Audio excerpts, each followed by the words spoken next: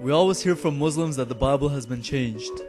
First off, there is no evidence of this, and secondly, and more importantly, for the Muslims watching this, what does the Quran say about this topic? We'll go to the Quran and see what it has to say. So for the first question, according to the Quran, can the words of Allah be changed?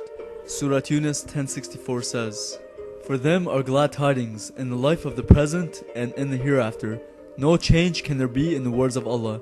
This is indeed the supreme felicity." So there is no changing the words of Allah according to the Quran.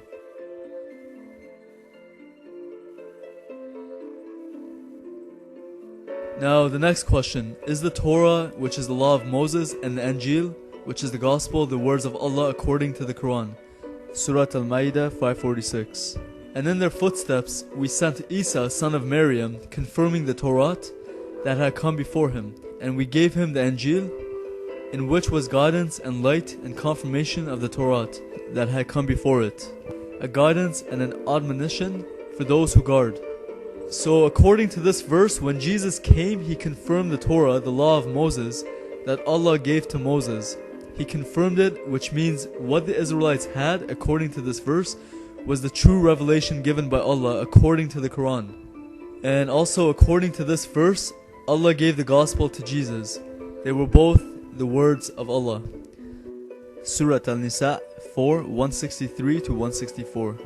"Verily we have inspired you as we inspired Nuh and the prophets after him. We inspired Ibrahim, Ismail, Ishaq, Yaqub, and Al-Asbat, Isa, Ayub, Yunus, Harun, and Sulaiman, and to Dawood we gave the Zabur. And messengers we have mentioned to you before, and messengers we have not mentioned to you, and to Musa Allah spoke directly." So the Gospel, the book of Job, the book of Jonah, the book of Solomon, the Psalms, and the books revealed to Moses are all the words of Allah according to these verses. Also, Allah spoke directly to Moses, something that in the Quran does not happen with any other prophet, including Jesus or Muhammad. So please, no more written by men's statements, because according to the Quran, it was revealed by Allah, but it was scribed by men, just as the Quran was scribed by men. So far what we see is that all these books from the Bible are the words of Allah according to the Quran. And remember, the words of Allah cannot be changed. Surah Yunus 1094. "But if you are in doubt as to what we have revealed to you, ask those who read the book before you. Certainly the truth has come to you from your Lord, therefore you should not be of the disputers." Also Surah 4, 136. "O you who believe in Allah and His Messenger, and the book which He has sent down to His Messenger, and the scripture which He has sent down to those before, and whosoever disbelieves in Allah, His angels, His books, His messengers, and the last day, then indeed he has strayed far away." If the Bible was corrupted, why would Allah direct a follower of His to that corrupted book?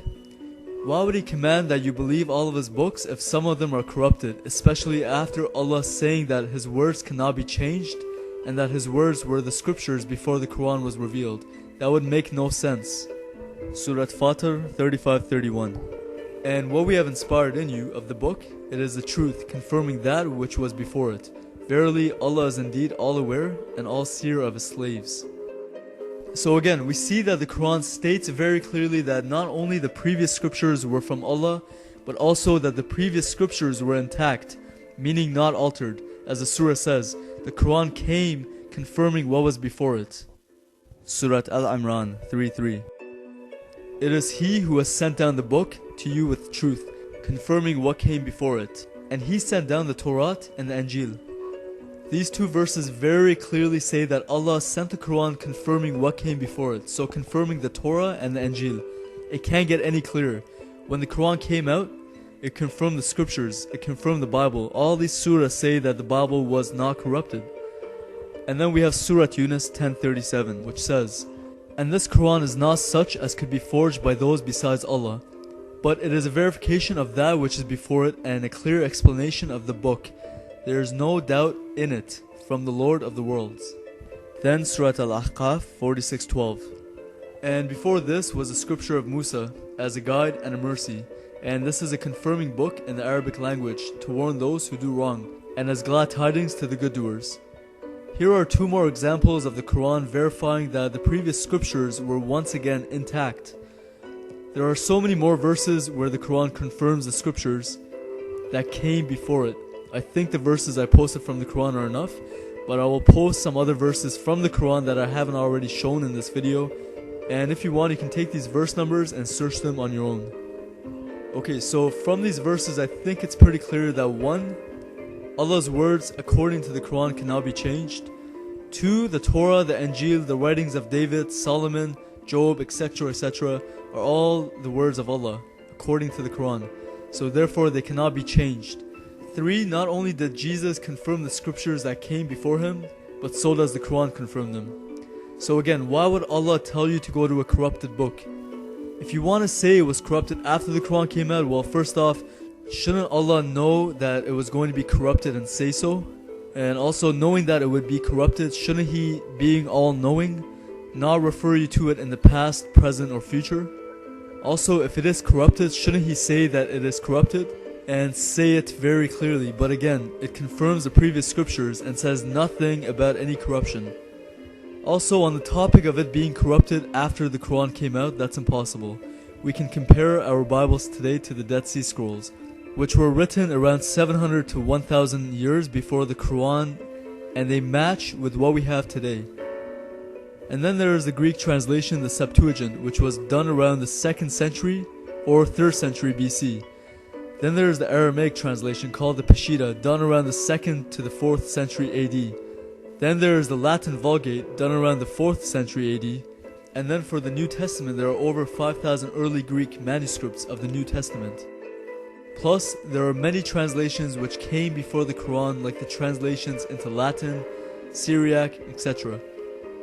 So altogether, there are about 24,000 ancient manuscripts which predate the Quran for the New Testament, which all coincide with what we have in our Bibles today.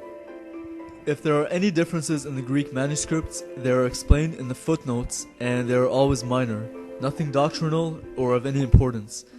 So with all that being said, simple logic can only give you the conclusion that according to the Quran and other historical documents, the Bible couldn't have been corrupted. So then comes the question, if the Quran confirms the Bible, why do Muslims say it is corrupted? The reason Muslims say that the Bible is corrupted is because they have no choice. They have to say it's corrupted because if the Bible is not corrupted, then the Quran is obsolete. But again, from what we see in the Quran, it tells you to go to the Bible, and it says that it was intact. It doesn't say anything about it being changed. If you're a Muslim watching this, you should really give this some thought, because as we have seen from this video, nowhere does the Quran give any indication of any corruption. Again, it's the opposite. The Quran actually confirms the Bible. I know I keep repeating myself, I just want to get the point across. Now, I want to take a moment for any Muslims watching this who might not understand the reason for the crucifixion. God is holy and perfect, and there is none like Him. We're not holy or perfect, and we are all alike. We all fall short of God's glory. God's standards are perfection and nothing less. He will not settle or lower Himself to man's standards. You can see God's standards starting in the Garden of Eden. God gave man free will to either follow His command that leads to life, or to do our own will, which leads to death. Again, God's standards are perfection. He will not settle for less, which is why it took one sin, one act of disobedience for Adam to be cast out of the garden. With this one sin came a shadow of what was to come later, animal sacrifice for the forgiveness of sin. Genesis 3:21 says that to clothe Adam and Eve's nakedness, in other words, to atone for their sin, God sacrificed an animal as a substitute to His wrath upon them. Then when the Torah came, God said that the way to receive forgiveness of sin was through the blood of the sacrificed animal, which had to be sacrificed in the temple in Jerusalem. These sacrifices were symbolic, a shadow of what was to come, which is the final sacrifice, which is the Messiah crucified. Man sinned, so a man had to take the punishment for sin. The blood of animals did not remove sin, as again, they were symbolic of what was to come, Jesus Christ, in whom is the fulfillment of all things. Now, since I'm running out of time, I'm going to have something on the screen for you to read, so just push pause to read it. Bless you all.